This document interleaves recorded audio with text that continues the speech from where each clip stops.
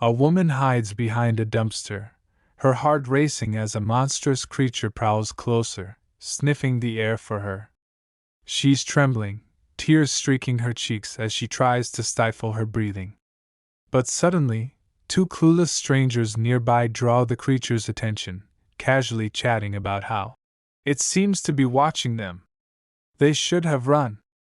But of course, before they realize their mistake, a second mutant monster, this one with an elongated, grotesque arm, snatches the woman. The man, terrified, inches backward, only to find himself cornered by more monsters. He's sweating, frozen in fear, and as he turns, he finds himself face to face with a massive gaping mouth, ready to devour him whole. Grim, right? Meanwhile, our hiding woman clutches her stomach with a wounded hand. Turns out, she's pregnant, and the baby begins to kick right at this horror-filled moment. Her arm, infected from a recent bite, starts throbbing as the transformation begins. Desperation fills her eyes, she's turning into one of them, but she has to deliver this child. Grimacing, she tears off a strip of her clothing, shoving it in her mouth to muffle her cries. All she can do now is pray for her child's survival. Years later, the city lies in ruins, buildings overtaken by decay, and human life seems all but extinct. In one crumbling building, a young girl hides, trembling behind a cabinet as monstrous footsteps draw near. She covers her mouth, trying to stay silent, but the creature finds her, lowering its glowing yellow eyes to hers. She bolts, but it's too late. In a single swift movement, the monster grabs her. In a small, scared voice, she whispers, "No!" turning just in time to see it lean in for a bite. But here's the twist: this monster is her mother, who, against all odds, survived giving birth, adapted to her monstrous side, and learned to protect her daughter. This is Chuk-Bok, her precious child and her reason to live. Being a mom's no walk in the park, though, even for a zombie. Today, her struggle is getting Chuk-Bok to understand that she can't come along on a hunt because the streets are crawling with monsters. Chuk-Bok tries every trick, even begging, but Mom firmly signs to her that she'll bring back Bear. Chuk-Bok reluctantly agrees, telling her to hurry home, okay? Her mother just smiles and nods. Outside, Zombie Mom stealthily navigates a street filled with aimless, drooling monsters. A long-necked, toothy creature lunges at her, flinging its tongue out like a whip, but she dodges and counters with her tail, a deadly, mutated appendage perfect for stabbing. One down, plenty to go. Drooling, she eyes her victory with distaste. Too chewy, she thinks. Just then, some human survivors appear, and one genius among them thinks flashing a light at the monsters will turn them to stone. Unsurprisingly, the loud gunfire only enrages the creatures. Zombie Mom watches them, unimpressed. Let them handle their own mess. She's about to turn away when she notices one survivor clutching something valuable. Before they know it, she charges at them full speed, grabs a stone, and throws it at both of them, destroying their flashlight and flawlessly clocking one guy in the head. She kicks one of them in his side, causing him to fall unconscious, now easy prey for the horde. The other guy tries to hold his ground, pointing his weapon at her, shaking. Zombie Mom gives him a death stare and steps toward him, weapon ready. Paralyzed by fear, he just stands there, terrified, as her mouth opens wide. Later, a tall man leans against a wall, weaponless and exhausted. He thinks about finding a narrow space to hide in, trying to boost his odds. Just then, he runs into our mom, who attacks but stops inches from his throat. It's Bear, her husband, equally surprised but relieved. He explains he lost his supplies and thanks her for retrieving his bag. Meanwhile, the unlucky guy who stole Bear's bag is cornered by zombies. In a panic, he screams, "Go away, you monsters!" Miraculously, the zombies hesitate. He ponders, do they understand me? Am I immune? he thinks. Nope. He only realizes his mistake when it's too late. Bear, meanwhile, finds a functioning flashlight, a rare gem in these dark times. He debates returning but decides to gather more supplies. He enters a dark corridor, spotting a zombie missing parts of itself yet still writhing. Must have been attacked by something else, he thinks, inching away. He hears strange noises as he was about to leave, but curiosity gets the best of him. What he finds in the room leaves him speechless. A monstrous figure, feeding a baby. This is how he first saw his wife in her new form, maternal instincts and all. Flashback to another close encounter. Bear and Zombie Mom were once trapped with nowhere to go, and zombies closing in. With no escape, Bear suggests they face the horde together. She readies her weapon but gets distracted when Bear is suddenly yanked by a grotesque tongue. With quick reflexes she grabs onto an iron rod and holds onto him. He looks down wondering what could be pulling him. When he looks down he's horrified that this tongue belongs to the jaws of a huge, grotesque zombie boss. Hanging on for dear life, Bear grimaces as his leg feels like it's tearing. Zombie Mom realizes there's too many. If she doesn't do anything they'll both die. As a result she lets go of the rod falling towards the monster. The monstrosity licks its teeth and delighted by the prospect of fresh meat. Suddenly she uses her tail and swings it towards the roof grabbing a monster. She throws the zombie into the monster's face, using her tail to immobilize its tongue.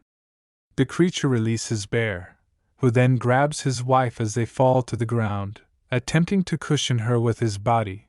Luckily they fell on the zombie boss. Upon seeing this the zombies were shocked, all paralyzed with fear. The giant zombie tried to eat them but Bear and his wife quickly bounced off of it and roll on the ground. Immediately using his full strength he ran with her. This did not sit well with the giant zombie who screeched at the top of its lungs. Mom questions if he was crazy. She could handle it, he didn't need to help her. Does he think he's tough? It's not like he is a monster like her. Luckily, he couldn't understand anything that she was saying. He questioned if she is okay, hoping that she's not injured. He apologized for causing such trouble because this wouldn't have happened if he had come earlier. But he assures her that he's really strong and nothing is going to happen to him. She thought he's an idiot, he got injured to protect her, yet he's even worried about her. She doesn't want him to get hurt. He truly is a stupid husband. Suddenly she is stabbed through the stomach, almost making her lose her balance. Bear was shocked and exclaimed, "Honey." He turned around and saw the giant monster stomping towards them. The monster had a vicious smile on its face, exclaiming, "Fresh meat." Luckily for her it was only a scratch. Suddenly a monster wrapped its hair around her neck. It was really getting on her nerves. Bear quickly searched his bag, knowing he had something that could help her, but he had to be quick. The monsters were gaining on them fast. With great skill and precision, she attacked 3 of the monsters, who were quickly dealt with. Finally, Bear found what he was looking for and told them to eat it. At that moment, a zombie exclaimed, "Mom!" its last word, as a grenade was thrown at its face. A huge explosion occurred, which was great news for them. Bear threw 3 more bombs for extra effect, getting rid of more zombies. However, the boss of the zombies was still there, desperate for his fresh meat. Bear wondered what to do now as there was only 1 grenade left. She gestured for him to pass it to her. He gave it to her, and she quickly went ahead of him, ready to face it. However, the boss was uninterested in her and instead attacked Bear, who barely dodged. She pulled the pin from the grenade, but Bear noticed she was too far away. She couldn't possibly make the hit. Moments later, Bear opened his eyes in surprise as she tossed the bomb into the air and kicked it mid-air toward the monster.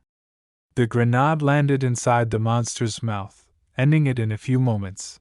As the monster burned to ashes, Bear declared with a happy expression, "That's my wife."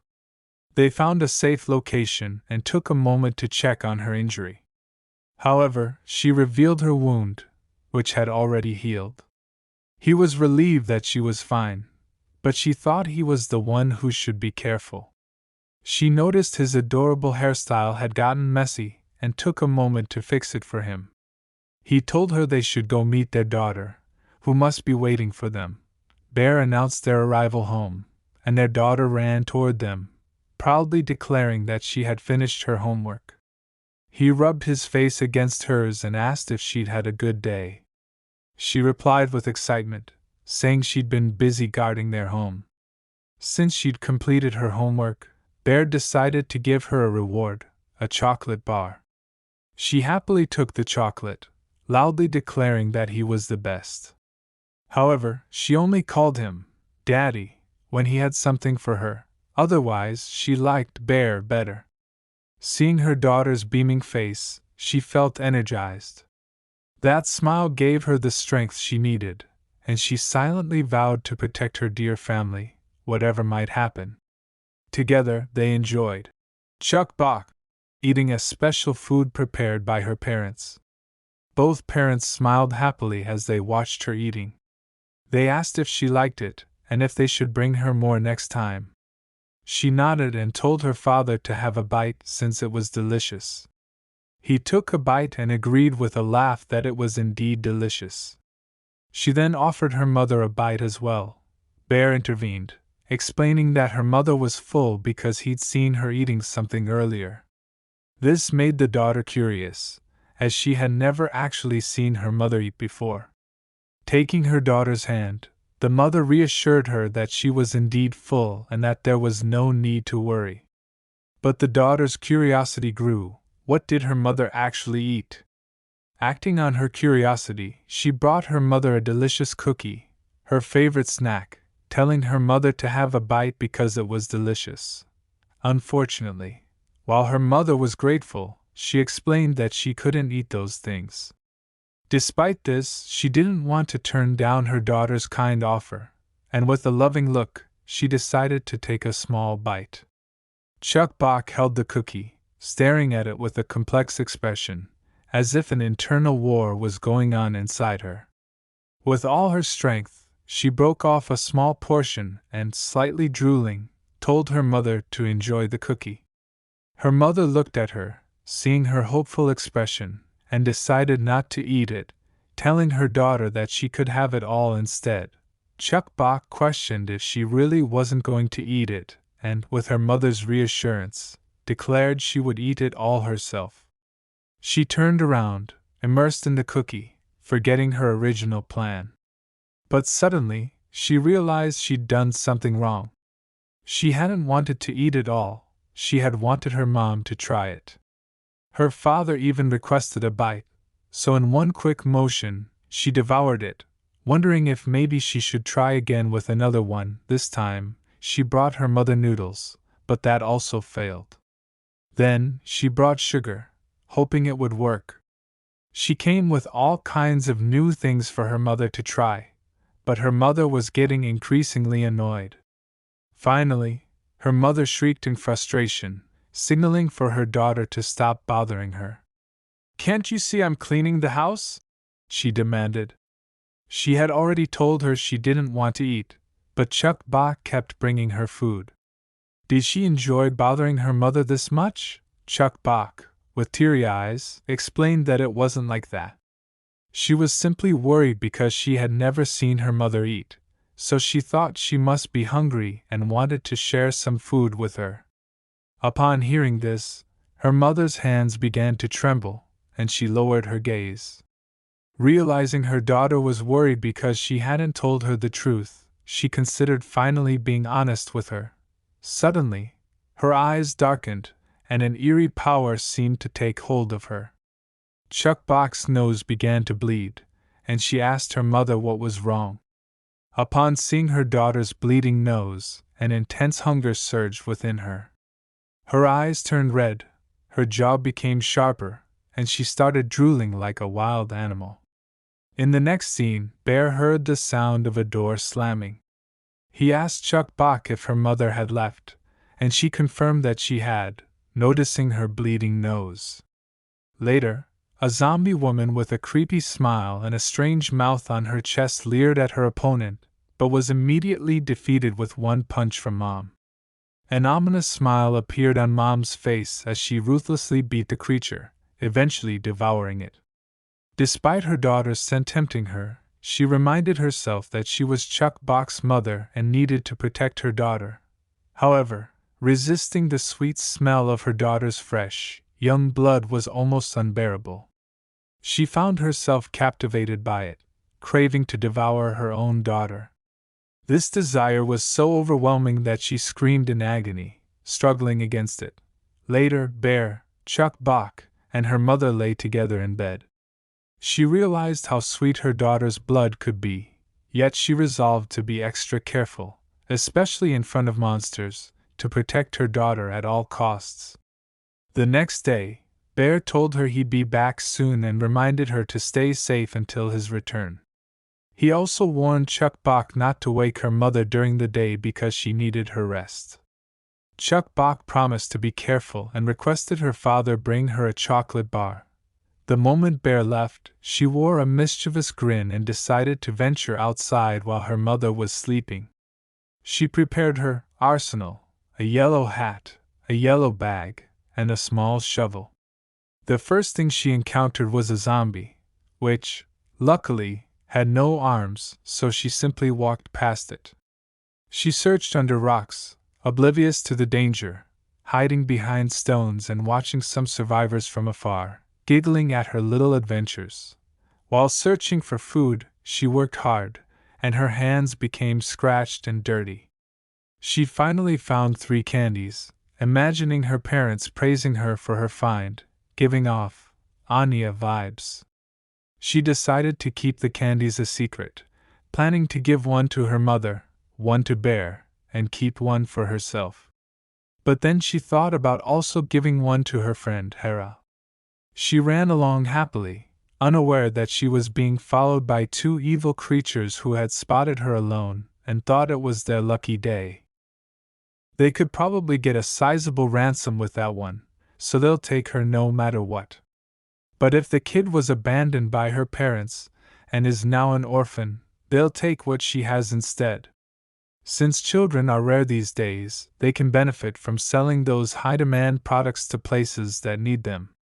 With a malicious grin, the woman declares that they could sell her to a cannibal tribe for a high price. The woman begins to dash toward the girl, deciding to catch her before someone else does. Suddenly, someone attacks the man from behind, immediately taking him out, which catches the woman's attention. Paying no attention to the man, who is barely alive, she questions who this person is, as they'd never seen each other before. Noticing the woman's deadly gaze, she can easily tell that this new person isn't playing around. The woman thought that this newcomer might be the girl's guardian, so she comments that she's done nothing to her. However, the deadly stranger doesn't care. She merely glares at the woman and steps toward her. The other woman smiles and declares that she's already bought herself enough time, causing the approaching woman to turn around, thinking there's someone behind her. The woman with the bat shouts, "Hold her tight!" as she prepares to swing her bat. However, when the woman turns, there's no one behind her, and she thinks that she has totally fooled this newcomer. But in an instant, it's all over, and she meets her end. Meanwhile, Chuk-Bok hides behind a wall, covering her mouth as footsteps come closer. The woman stares down at her and comments that she's finally found her. This woman's name is Hera. She questions what Chuk-Bok is doing here. Suddenly, a monstrous hand attacks her, but she quickly deals with it in a single blow from her axe. In a few moments, the monstrous hand falls apart and turns into stone. Hera comments that she's always told Chuk-Bok to check before she goes into a dark place, and then asks why she's outside and where her mother is. Moments later, Chuk-Bok has a huge bump on her head, obviously from being scolded. Hera makes her repeat her rules. Rule number 1. Check if there's a monster before going into a dark place. Rule number 2. She must carry a flashlight or a weapon. Rule number 3: she must not go to a place where she hears a noise, and she must not follow strangers, except for Mommy, Daddy, and Hera. Finally, the last and most important rule: she must not go outside alone. Unfortunately, she didn't follow the rules. Hera inquires if what she's been saying means nothing to her. Hera has been telling her these rules for almost a year. She must follow these rules until she becomes an adult. On top of that, she could be in big trouble if she gets followed by bad people. Hera tells her to never do this again, but Chuk-Bok responds with, "No." Immediately, Hera glares at her and questions what she just said. Chuk-Bok explains, stuttering and trembling, that she knows the area well, so nothing will happen. She also declares, with vigor, that she's all grown up now and is good enough to go outside, so Hera can't stop her. However, Hera glares at her with a deadly expression. Chuk-Bok quickly concludes that Hera is angry and that she's now in trouble. Hera, however, comments that since she's all grown up now, she can do whatever she wants. She'll even take her to a place where adults go. Upon hearing this, Chuk-Bok's eyes light up with excitement, thinking she's finally going to go to that place. Hera declares that she'll take her there if she really wants to go, and Chuk-Bok quickly agrees. But when they arrive, she's stunned. The place is terrible, dark, and it smells bad. She wants to go home. This place is terrible. When she looks around, Hera is nowhere to be seen. She questions where she is, but there's no answer. Chuk-Bok tells her to stop playing with her because she's scared. Hera responds that Chuk-Bok said she wanted to come. Wasn't she the one who said she was all grown up now? Hera then explains that monsters love dark places like this, but adults come here because they can find valuable things. That's why this place is always filled with deadly fights. However, she's never seen an adult get out of here alive. Chuk-Bok begs Hera to forgive her. She doesn't want to be an adult anymore and just wants to go home. Suddenly, she hears monster noises and wonders what to do. She can't see anything because it's too dark. She wonders if Hera really left her here alone. Is this really a place adults go to get food, a place full of monsters? Terrified, Chuk-Bok kneels down, covers her head, and begins shaking like a leaf. Suddenly, Hera appears and explains that this is where adults go. Adults are also scared to come here but have no choice to survive. Chuk-Bok must remember what she saw today and make sure it doesn't happen again. Now, it's time for them to go home. Chuk-Bok questions why the monsters are unharmed. Hera explains that the monsters are asleep, though in reality, they were defeated by her a long time ago. This is actually a place where the monsters sleep forever. Hera tells her to go home now and not to come out alone next time. Chuk-Bok inquires if she's still not allowed to talk about Hera to her parents, but Hera tells her no, reminding her it's a secret between them. Chuk-Bok then requests that Hera come closer for a moment. Suddenly, she punches Hera on the forehead, saying, "This is for making me cry. You shouldn't do it again." She then gives Hera a piece of candy she found, informing her that it's for her. Chuk-Bok says goodbye until next time. Hera finds it ridiculous that Chuk-Bok hit her and still gave her a candy. She realizes Chuk-Bok is stronger than she thought. She's growing into a strong young woman.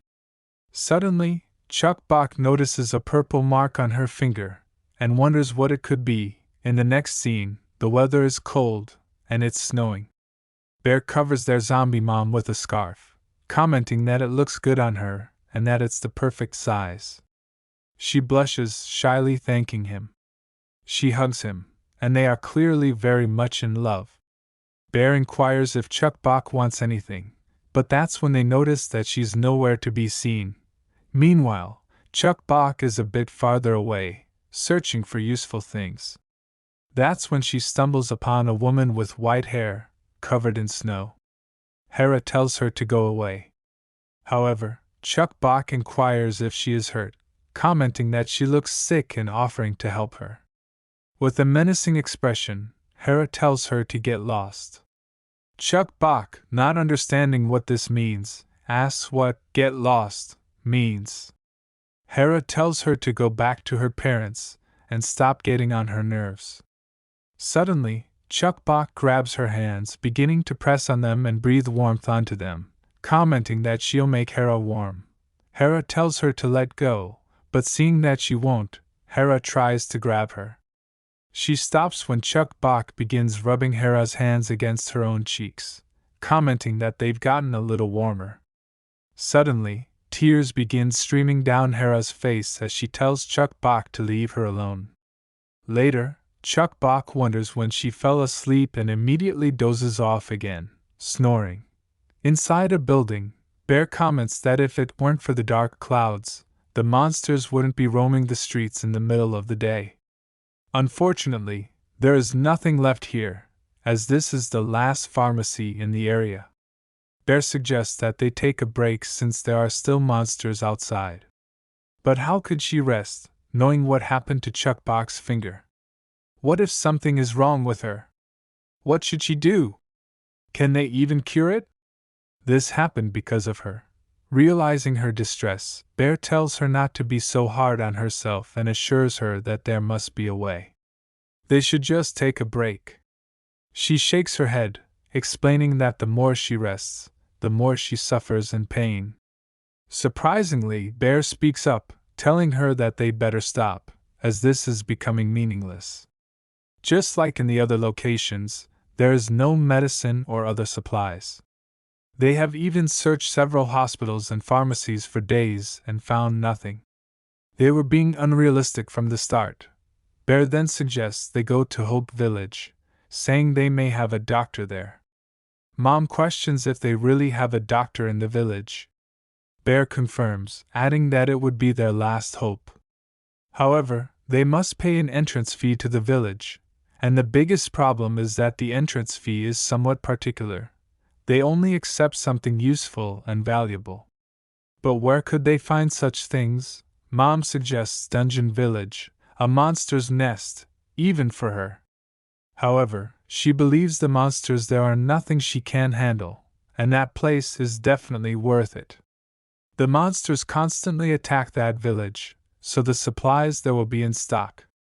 It won't be so dangerous if she goes alone, so Bear doesn't need to worry.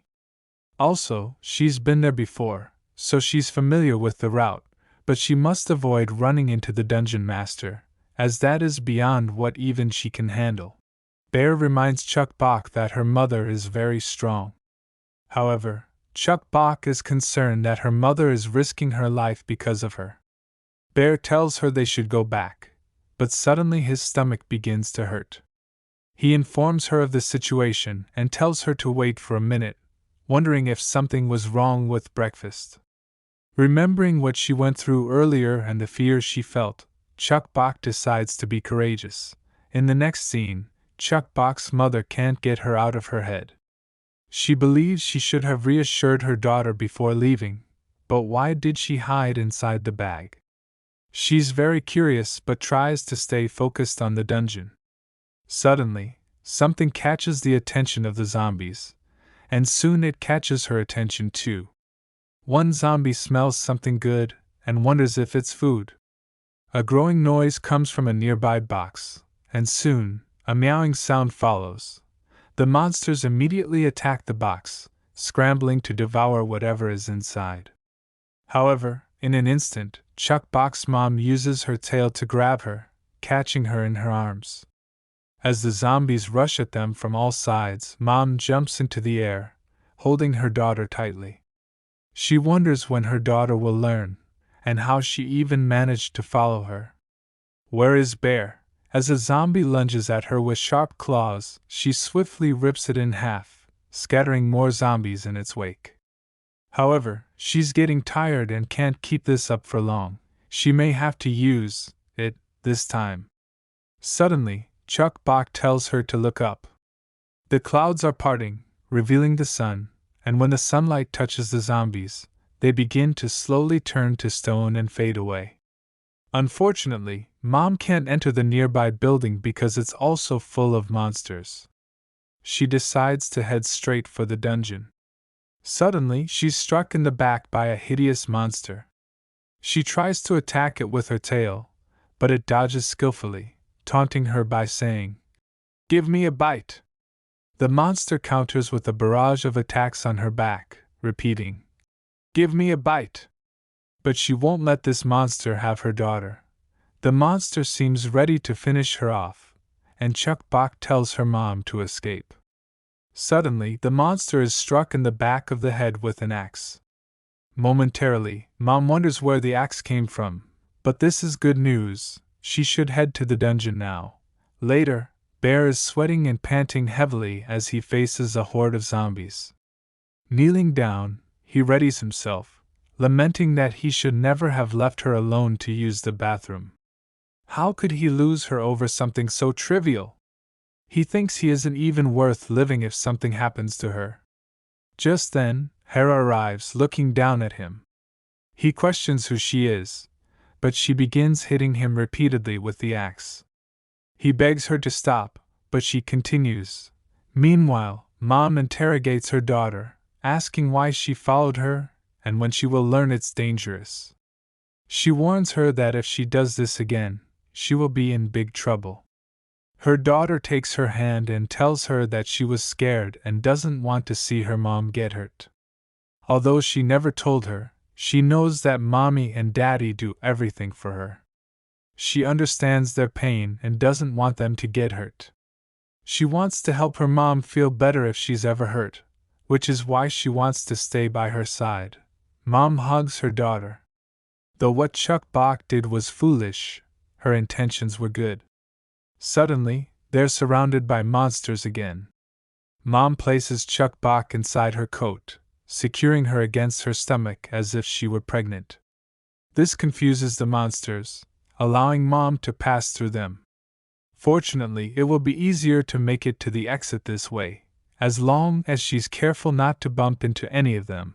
Suddenly, a monster covered in hair appears behind her, its hairy tentacles slowly approaching her. The tentacles wrap around her legs, but she tries to stay calm, knowing she must not provoke it. If she makes a move, her daughter will be in great danger. The tentacles creep closer to her stomach, and the creature's hair starts to cover her body, but she tries not to react. She notices it starting to loosen its grip and thinks she must get out as soon as possible. Suddenly, a voice comments that her efforts are useless. She quickly turns around, but there's nothing there. She wonders where it went and what it was. How could it disappear in such a short time? What on earth was it? She decides to calm down since it's gone and refocuses on getting out of there. Just then, a giant arm appears, crushing a group of zombies nearby. She quickly backs away, realizing that the massive arm belongs to the dungeon master. All the monsters begin fleeing in terror, making it difficult for her to move. The giant arm smashes another group of zombies, and unfortunately, Mom is caught in the chaos, causing Chuk-Bok to fall to the ground. When Chuk-Bok sees this, she's shocked and frozen in fear, her eyes filling with tears. Her mother screams, "Run!" Chuk-Bok quickly turns and begins sprinting away. Moments later, Mom focuses all her power into her hands, her clothes turning black and red. She strikes the dungeon master's hand with immense force, causing it to shriek in pain and release the zombies it held. Mom lands skillfully on the ground and dashes to find her daughter. In the next scene, a group of zombies are in a desperate situation. A monster, moving lifelessly with white hair and empty eyes, mutters, "Baby, where are you?" Meanwhile, Chuk-Bok is running from a group of monsters who taunt her, saying she's doing a good job but is obviously exhausted, barely able to move. They laugh as she struggles, but she soon collapses, and one monster tries to devour her. However, another monster shoves it away, declaring that she's its meal. The other monsters, intimidated, back off. A sinister monster reaches a hand toward her, and she trembles in fear. It grabs her clothes, but then releases her, giving her a pinch instead. However, Chuk-Bok is so scared that she wets herself. The monster, realizing this, loses interest and decides to devour her whole. Just then, it catches a scent that sends shivers down its spine. The other monsters suddenly flee, overwhelmed by the scent. Before she knows it, Chuk-Bok is attacked from behind, causing her to drop all her belongings. A little zombie boy with elongated arms snatches her candies. She tells the zombie boy to give them back, explaining they're for her mom and dad, and she found them herself. But the zombie boy swallows them instead. Seeing this, Chuk-Bok's eyes widen in fury. She worked hard to find those candies as a gift. She lunges at the zombie boy, calling him stupid and slapping him in the face. She stretches his cheeks, demanding he give her back her candies. The boy fights back, and they end up wrestling on the ground. She manages to pin him, beating him up, but soon the tables turn, and he starts punching her in return. She fights back again, regaining the upper hand, which catches the boy off guard. Defeated, the boy runs away with tears in his eyes as Chuk-Bok declares, "You can't mess around with me!" She recovers her candy, earning herself a fearful reputation among the other zombies. The scent of the little boy who hadn't bathed in 10 years hit her like a wave. When she fought with him, she felt invincible at that moment. There was no time to dwell on the smell, so she rushed toward her mother. Just a few steps away, something caught her. At the same time, a voice reached her ears, and she recoiled. The source of the foul stench must have been the child of the underground master. She slowly turned back to look. There, behind her, were two tall monsters with glowing red eyes. Shocked by the sight, she gasped. Her heart raced as she shouted in alarm. The moment the monsters realized she was human, they tried to devour her, but after sniffing her, they hesitated. Her connection with the child of the underground master was clear, and they had likely already detected his departure. Yet, when one of the monsters caught sight of her baby face, the idea of eating her as a snack crossed its mind. Terror gripped her, and she cried out, pleading for them to let her go and allow her to find her mother. The female monster laughed in response, its voice dripping with malice. "How about I be your mother, little one?" it said. The girl, unaware that the monster was toying with her, whispered a soft refusal. But the monster misinterpreted her words as an agreement and pouted. Meanwhile, the male monster beside her seemed eager to offer the girl as a sacrifice to their father. The monster's plan was clear: offering the girl as a sacrifice would greatly enhance their father's strength, enabling him to devour the underground master. The female monster, with an almost ignorant expression, declared, "I caught her. Let me eat at least one of her arms." The girl's heart sank as she saw the male monster salivating, and a deep chill ran down her spine. Her whole body trembled, realizing she might never see her beloved mother again if they took her away or ate her. Clenching her tiny fists, she made a decision that would strike fear into them. She turned her head and shouted, "Mom! You're here!" before running as fast as her little legs would carry her toward the exit. The two monsters looked at her, confusion apparent in their red eyes. They then laughed unhurriedly, amused by the girl's attempt to escape. "Little cutie runs really fast," they chuckled. The girl kept running, glancing back at the monsters as they pursued her. The sight of them in hot pursuit sent shockwaves through the crowd ahead of her, their jaws dropping in disbelief.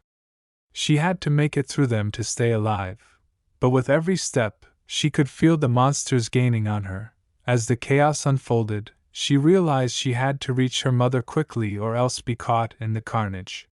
She pushed herself harder, running faster, but as a small child, she was no match for the monster's power. Soon, the female monster's tentacles reached out from behind her, narrowly missing as she fell, dodging the attack just in time. She scrambled to her feet and kept running. Panting, she found a corner to hide in. The thought of her parents and sister Hela made her heart ache. She longed for them in that moment, tears welling in her eyes. Suddenly, a voice called from behind her. "My good girl, Daddy's coming. Don't cry." At first, she thought it was her father who had found her. But as she turned around, her heart sank. It was the male monster, its horrible claws outstretched. Trembling, she whimpered, "I want to go home." Before she could react, her injured finger, now mutated and black, suddenly attacked the male monster. The spikes on her finger pierced deep into his palm. He stared at the small wound, unbothered at first, but then something unusual happened. Pain shot through his hand, veins swelling and blood pouring out. The monster gasped in surprise, confused and angry. "What did you do to me?" he growled. The girl, with wide eyes, looked at her infected finger, the sharp black nails now a clear sign of mutation. But even with this new development, she knew she stood no chance against such a powerful monster. The male monster, now more enraged and insane, lashed out. He was determined to rip her apart and eat her. Seeing the horrifying expression on his face, she backed away, trembling uncontrollably. But the male monster's hand had transformed into a sharp, deadly knife, inching closer to her. Just as the blade was mere millimeters from her head, something flew out of the darkness, striking the monster with incredible force. He was sent flying tens of meters before crashing to the ground. The girl, stunned, stared in disbelief. The object that had hit him was something all too familiar, her father's backpack. Tears welled up in her eyes as she saw her father charging toward her with fierce determination. "What are you trying to do to my daughter, you monster?" he roared. He scooped her up into his arms, his voice softening as he comforted her. "Good girl, are you okay? It's my fault. I smelled your stench and saw your mutated fingers." The girl's worry for her mother intensified, and she cried, telling her father that her mother had been captured by the large hand. Her father's face darkened, and he pulled her into his arms again, tears of sadness filling his eyes. But the male monster, now recovered, rose to his feet, cursing furiously. "Who the hell interfered with my work? Do I look so bullyable? I'm going to eat you all!" The monster's severed arm began to slowly regenerate as he raged. Her father, seeing the threat, quickly told her, "Hide behind me. We'll go get your mother once we finish with this monster, then we'll go home and have cookies together." The male monster, furious at their defiance, snarled, "You stupid humans!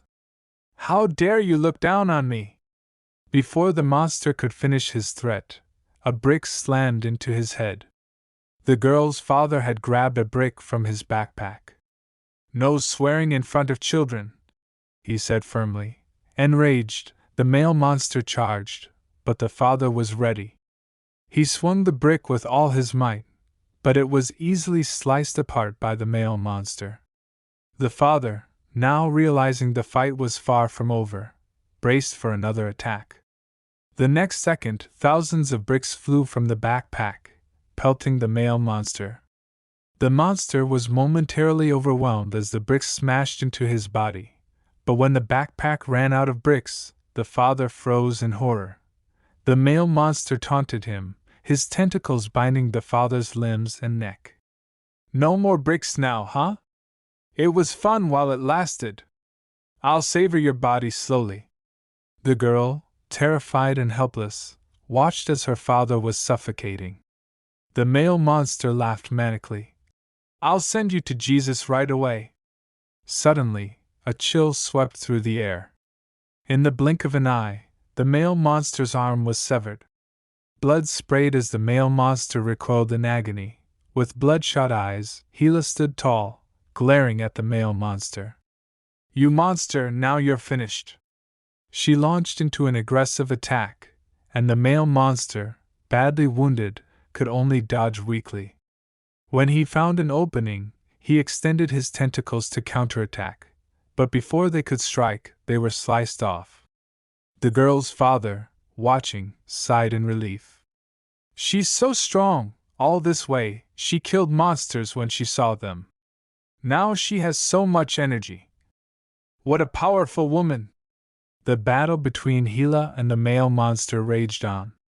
The monster's strength was fading fast, but he suddenly seemed to remember something. Meanwhile, female monster, still feeding on the fresh flesh of the zombies. Where did my teammate go?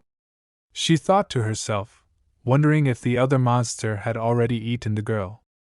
Her thoughts were interrupted when she felt something tap her shoulder.